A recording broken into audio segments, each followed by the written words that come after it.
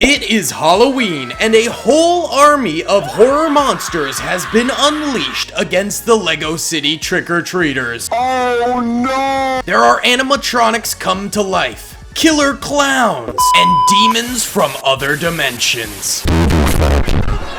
Can the Special Forces operatives manage to defeat the Halloween monster army? Or will they die trying? Be sure to hit that like button, subscribe if you haven't already. We're shooting for 300k subscribers, and stay till the end for a Halloween giveaway. Now let's build the largest monster army ever in LEGO. It is Halloween in LEGO City, and the kids are out and about trick-or-treating in their Halloween costumes. Dressed up as Freddy Krueger, Batman, Beetlejuice, the guy who was killed by the xenomorph giving birth in his stomach, Angry Birds pig, and so many more LEGO City Halloween costumes. It's both a jovial and terrifying night for all. That is scary. And one person in particular is ready to get his candy on. Despite being a 35-year-old man, Jeff has arrived to trick-or-treat.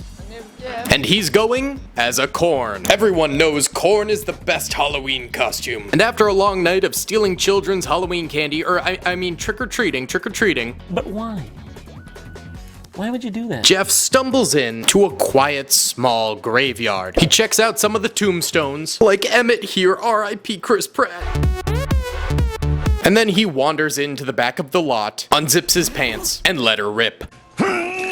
He drank a little too much cerveza cristal. He finished up desecrating some graves, and that's a big no-no in pretty much every culture. So all of a sudden, the Grim Reaper appeared in the graveyard. He was instantly disgusted by Jeff's desecration of the graves. He tried to explain to Jeff why this was disrespectful. Jeff just didn't understand. The Grim Reaper became frustrated, so he decided to enact revenge. Seeing as Jeff was dressed as corn, the Reaper thought it fitting to spawn in the children of the corn. The children of the corn army swarmed Jeff rigorously until the Grim Reaper had taken his revenge. But he was far from satisfied. He took to walking around the LEGO City streets, and because it was Halloween and everybody was in costume already, they didn't notice the strange gangly Skeletor creature. He was disgusted by their portrayals of the dead, so he decided to exact more revenge on all of the Halloween goers, turning their costumes into real monsters. He started with a pair taking trick-or-treaters out, dressed as Joy Byers and Chief Hopper from Stranger Things. They also had Dustin, Mike, Will, Lucas, and 11. In front of them, 3 Demigorgons suddenly spawned in, and they wasted no time. They quickly pounced on the Halloweeners, attacking.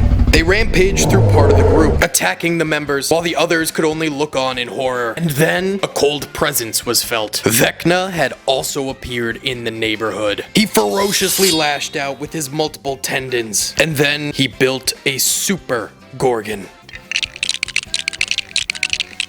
From the underworld, a Demigorgon the size of a skyscraper is summoned by the Grim Reaper. It clutches the Joyce Byers Halloween cosplayer in its meaty claws and gets ready to absorb her in his flowery mouth, when suddenly it gets hit by a rocket and tumbles, crashing into the civilian houses below. A military Humvee has descended onto the LEGO City streets. They were initially called in when the police stumbled upon an army of corn people. The chief of police had quickly radioed this in, and thusly, the MTF of the SCP Foundation quickly mobilized. The top machine gunner quickly sprayed down Vecna and the remaining Demigorgons.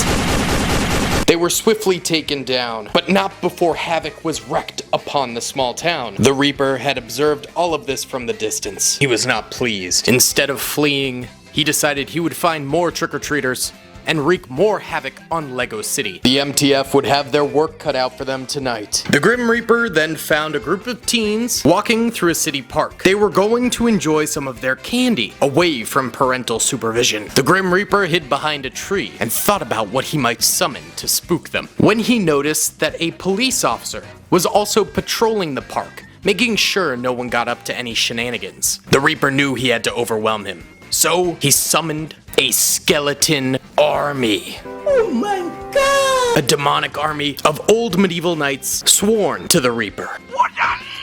The cop, terrified, pulls out his pistol. But the skeletons just draw closer. The teens quickly hide behind the police officer, and he fires off, eliminating one of the skeletons, but the rest quickly overwhelm him. Soon, the skeleton warriors are approaching the fake skeleton costume when the MTF arrives, drawn by the sound of gunfire. The incredibly weak skeleton warriors are shot to bits in seconds. The teens quickly run away, covered by the fire from the MTF. But not before the Grim Reaper takes inspiration from the Spectre and the Pharaoh. He will summon another army. So let's assemble them for him from the underworld. The Grim Reaper has spawned in an army of shackled ghouls, assisted by mummies, born once again from ancient Egypt. MTF agents attempt to fight back, knocking down the front wave, but the flight mummies hit them at Mach speed, destroying the MTF agents. A pair of teens dressed as Harry Potter and Ron Weasley witness what just went down. They turn to flee, but the Grim Reaper has a special surprise. He is a very big fan of Harry Potter, specifically the second movie, where Aragog the Spider is. He summons his own Aragog. The Spider King hath been awakened, and he wastes no time, shooting webs from his butthole. I'm out, man. And the more that these two wiggled against Aragog's webs, the more trapped that they became. Aragog's spider children began to crawl all over the Harry Potter impersonators. But the Grim Reaper had a heart. He despawned Aragog and decided to just leave the two Harry Potter impersonators there for a while, with little buggies crawling on them. A few moments later. An MTF soldier arrived and went through the arduous process of freeing these two dummies. Meanwhile, the initial MTF responders continued to patrol the streets. This is who the Reaper really has beef with now. And he sees a boy dressed as the colossal titan from Attack on Titan hiding in the bushes. For you see, the initial trick-or-treaters have now been warned that something is up, and mass panic has set in. So the Grim Reaper gets an idea from this hiding titan. He wants to spawn his own. The various titans appeared in LEGO City. The MTF immediately opened fire, but the bullets had virtually no effect on these giant behemoths. And then the Beast Titan charged, slamming into the Humvee. The vehicle's engine burst into a roaring fire, and the MTF lost one of their most valuable assets. Around this time, an SCP supply truck arrived in the city. Crewmen began to unload supplies from the back of the cargo truck. Other MTF agents began to round up the costumed kids, forming a defensive perimeter to keep them safe from any more SCPs that the Grim Reaper spawns. On another part of town, the Reaper had tracked a group of teenagers to the gates of the old asylum. He knew they must be up to no good in there, terrorizing the spirits that haunted the place. So he decided to terrorize them a little bit. They were dressed as the animatronics from Five Nights at Freddy's.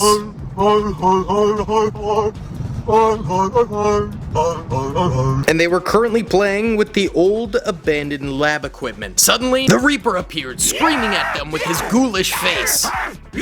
They quickly ran for the exit of the asylum, but once they got outside, lurking in the dead of night would be their worst nightmare. Full-sized animatronics were waiting for them, summoned by the Grim Reaper himself. And in an instant, they lurched forward, their steel traps closing, trapping the kids inside of the animatronic puppets. The Grim Reaper would keep the kids inside of the dolls for the rest of the night, until they'd learn their lesson. As the Grim Reaper headed back to deal with the MTF, he stumbled upon a kid cosplaying as the Joker. I'm the Joker, baby! The two looked at each other for a second, and the kid complimented the Reaper's costume. This really ticked off the Reaper. He spawned this kid's worst nightmare: a 100-foot statue of killer clowns from outer space. The kid promptly fainted, and the clown had done his dirty work, along with Baby Clown. At this point, the MTF's forward operating base was fully set up. They had a strategic stationing area, supplies and guards, as well as their protective circle. The Grim Reaper approached. He was ready to put the real fear into the MTF and those that were mocking the spirits of the dead. He noticed a young lady dressed as Poison Ivy. That gave him the perfect idea. A giant carnivorous plant. It snapped its jaws hungrily and lunged, picking up an MTF soldier and devouring him whole. While the soldier was digested, another approached, planting an explosive at the base of the flower.